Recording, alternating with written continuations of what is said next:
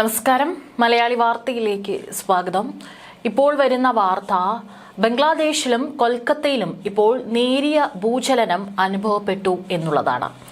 അഫ്ഗാനിസ്ഥാനിൽ വൻ ഭൂചലനമുണ്ടായതിന് 2 ആഴ്ചയ്ക്ക് ശേഷമാണ് അഫ്ഗാനിസ്ഥാനിലും കൊൽക്കത്തയിലും ഭൂചലനം അനുഭവപ്പെട്ടിരിക്കുന്നത്.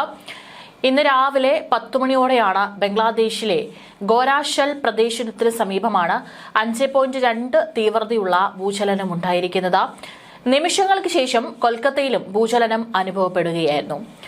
രാവിലെ 10:30 കൊൽക്കത്തയിലും സമീപ പ്രദേശങ്ങളിലും നേരിയ ഭൂചലനം അനുഭവപ്പെട്ടതായി നാഷണൽ സെന്റർ ഫോർ സീസ്മോളജി സ്ഥിരീകരിച്ചു.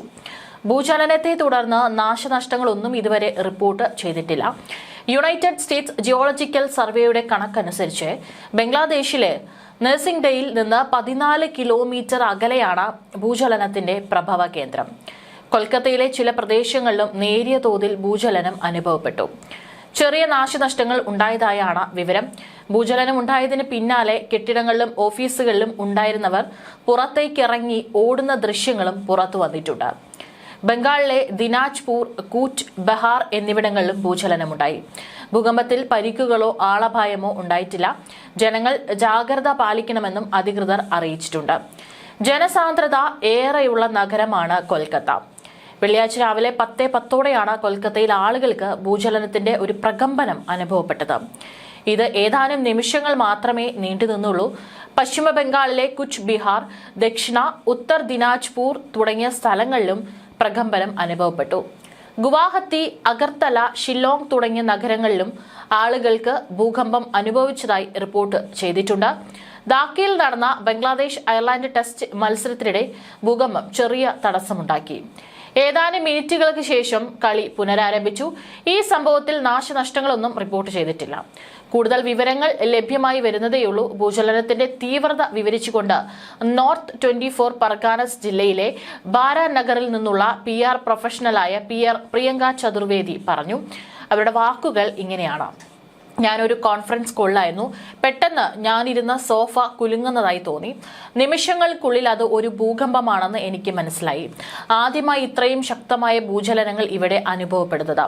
ഭൂചലനം 30 സെക്കൻഡിലേറെ നീണ്ടുനിന്നുവെന്നും അലിപൂരിലുള്ള രവീന്ദ്ര സിംഗ് പറഞ്ഞു. അതേസമയം സംസ്ഥാനത്ത് വ്യാപകമായി ഭൂചലനം അനുഭവപ്പെട്ടെങ്കിലും ആളപായമോ നാശനഷ്ടമോ ഇതുവരെ റിപ്പോർട്ട് ചെയ്തിട്ടില്ലെന്നും പശ്ചിമ ബംഗാൾ ദുരന്ത നിവാരണ വിഭാഗം അറിയിച്ചു. സ്ഥിതിഗതികൾ സൂക്ഷ്മമായി നിരീക്ഷിച്ചു വരികയാണെന്നും ഉദ്യോഗസ്ഥർ പറഞ്ഞു. കഴിഞ്ഞ ദിവസം പാകിസ്ഥാനിലും ഭൂകമ്പം ഉണ്ടായിരുന്നു.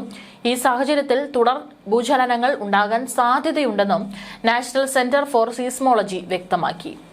നവംബർ 3 വടക്കൻ അഫ്ഗാനിസ്ഥാനിലെ മസാർ ഇ ഷെരീഫ് പ്രദേശത്തും റിക്ടർ സ്കെയിലിൽ 6.3 തീവ്രത രേഖപ്പെടുത്തിയ ശക്തമായ ഭൂചലനം അനുഭവപ്പെട്ടിരുന്നു. ഭൂകമ്പത്തിൽ 7 പേർ കൊല്ലപ്പെടുകയും 180ഓളം പേർക്ക് പരിക്കേൽക്കുകയും ചെയ്തിരുന്നു. ഏതായാലും ഇപ്പോൾ കൊൽക്കത്തയിലും ബംഗ്ലാദേശിലും സംഭവിച്ചിരിക്കുന്ന ഭൂചലനത്തിൽ ആളപായം ഒന്നും ഉണ്ടായിട്ടില്ല എന്നാണ് റിപ്പോർട്ടുകൾ. ഇനി വരും മണിക്കൂറിൽ കൂടുതൽ വിശദാംശങ്ങൾ പുറത്തുവരും. ഇത് 10:10 ഭൂചലനം ഉണ്ടായതിന് പിന്നാലെ വന്നിട്ടുള്ള ഏറ്റവും ആദ്യത്തെ റിപ്പോർട്ടുകളാണ്. ഇനി കെട്ടിടങ്ങൾക്കോ മറ്റെന്തെങ്കിലും നാശനഷ്ടങ്ങൾ സംഭവിച്ചിട്ടുണ്ടെങ്കിലും വരും മണിക്കൂറുകളിൽ അറിയാനായിട്ട് സാധിക്കും. മാത്രമല്ല, തുടർ ഭൂചലനങ്ങൾ ഉണ്ടാകാനുള്ള സാധ്യതയും സെന്റർ ഫോർ സീസ്മോളജി വിദഗ്ധർ പറയുന്നുണ്ട്.